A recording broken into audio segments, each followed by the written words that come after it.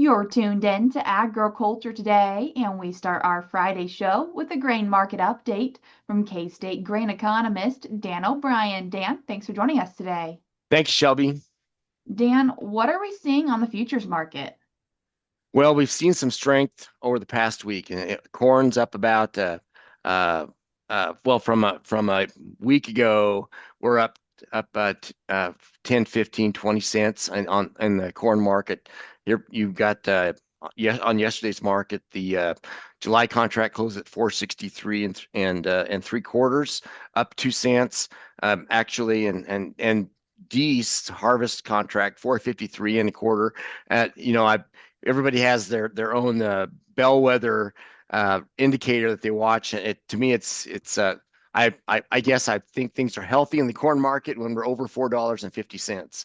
And we had dropped below that down to about 440, 441 thereabouts, back up a little bit higher. So that's positive news.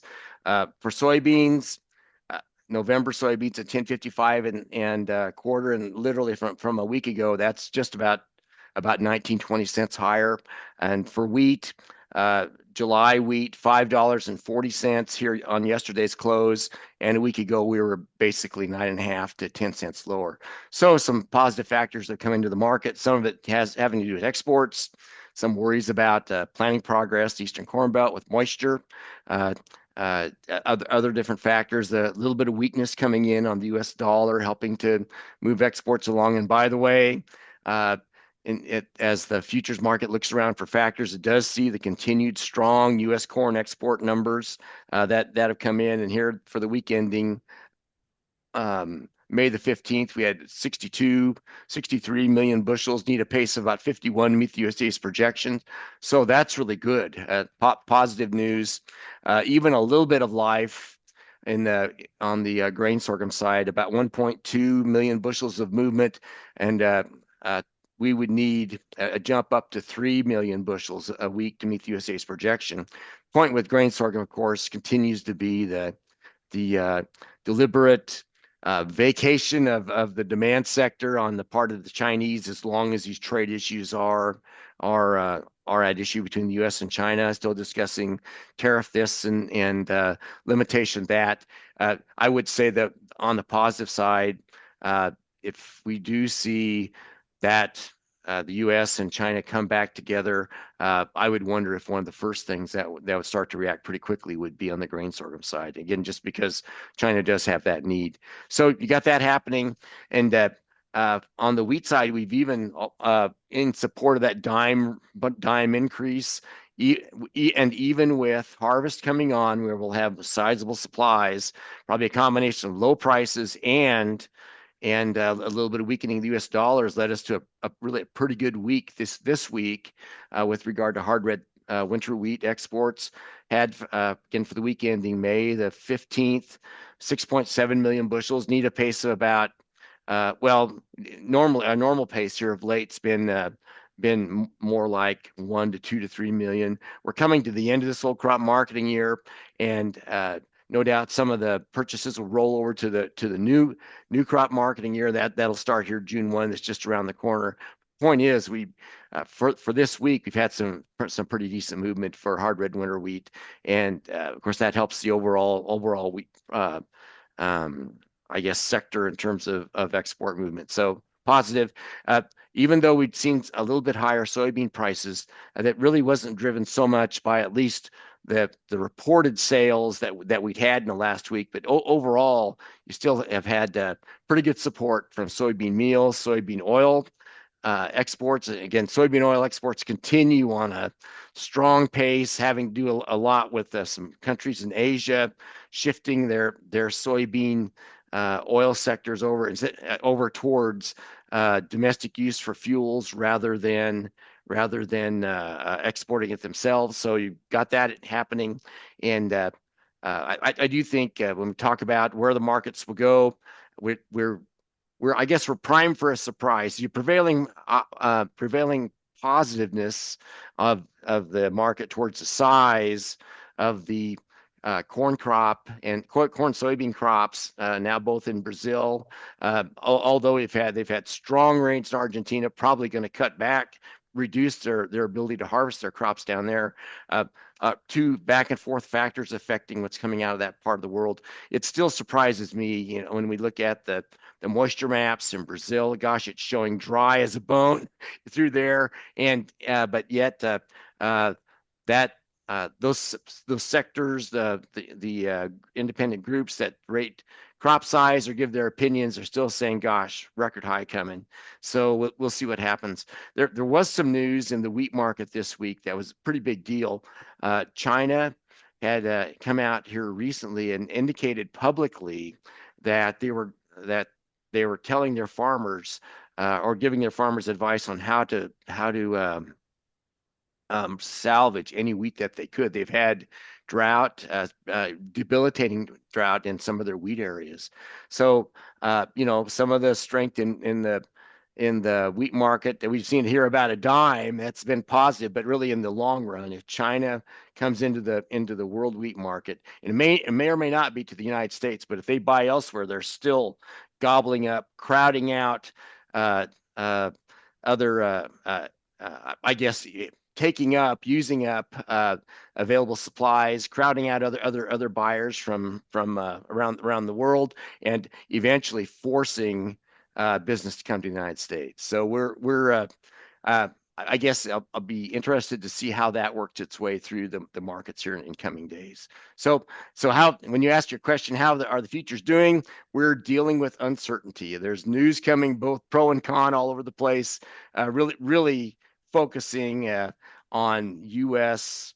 growing conditions in general. Our plantings for corn, for grain sorghum, harvest for wheat, generally a little bit ahead of pace. Even for soybeans, plantings right now overall, at least in Kansas, looking pretty good. Again, some of those concerns we talked about with rains that in some of the 3I states holding things back a little bit.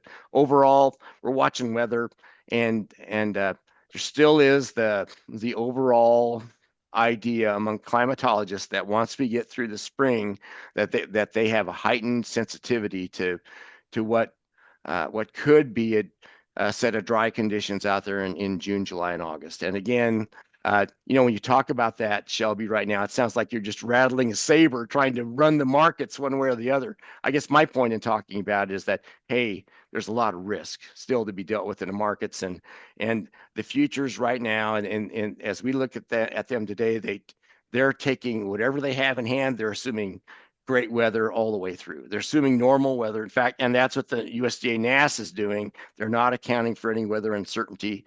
So with that, given our computerized trading that we've got right now, we tend to plug in large crops and just plan on that being the end outcome. Well, it's premature to just plan on that without knowing that, hey, we've got to get through the next 90 days, and the next 90 days are anything but certain. What are we seeing for the cash market? Of course, the big issue with cash markets is to watch the wheat as harvest approaches.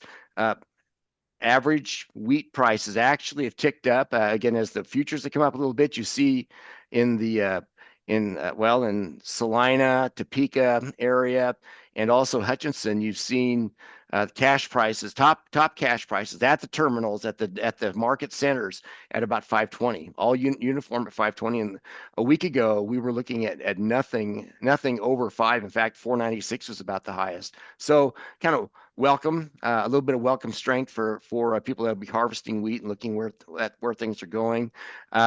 So you got that occurring, and the cash corn prices, again, as the futures have moved up, they've tended to move up as well. The highest price, 463 for cash corn in the Garden City region, at least amongst the areas that we watch. Again, Colby area, Salina, Topeka, Garden City, Hutchinson, Pittsburgh. 463 the high, 443 Topeka. Again, 433 in Hutchinson and Pittsburgh, Salina 423, and out at Colby about 413. So it is as it is. Sorghum, highest price is at about 383 coming in uniformly at Topeka, Garden City, and Hutchinson, 373 everywhere else in Colby, Salina, and Pittsburgh. So, as we've talked about, if exports were to come in and help the sorghum market, that would be a tremendous thing. Right now, it's not domestic demand that's our issue. It's the counted on international demand that's not come in strong yet. And for soybeans, we have seen some areas of the state jump fair amount higher. You wonder if they're filling trains or just what they're doing. The Topeka area has a top bid, 1037, 1023 at Hutchinson, uh, 1018 Pittsburgh. Again, that's down southeast Kansas. You got a crush plant functioning down there, just like you do in the east central part of the state around Topeka. And weaker out to the west, 988 in Garden City, 958 in Colby, Salina about 1004, 98. Yeah, as we mentioned, Hutchinson about 1023. So anyway, it's interesting to watch the trends. If you're just betting the seasonality uh, coming into wheat harvest, you'd wonder what we'll see. It'd be really nice for people that don't have on-farm storage that are taking wheat to town to be able to go ahead and have a decent price to sell into. I guess we'll just have to see. And we're having this discussion. You and I are right now at the same time that the current U.S. administration is having negotiations with important countries on trade issues. So.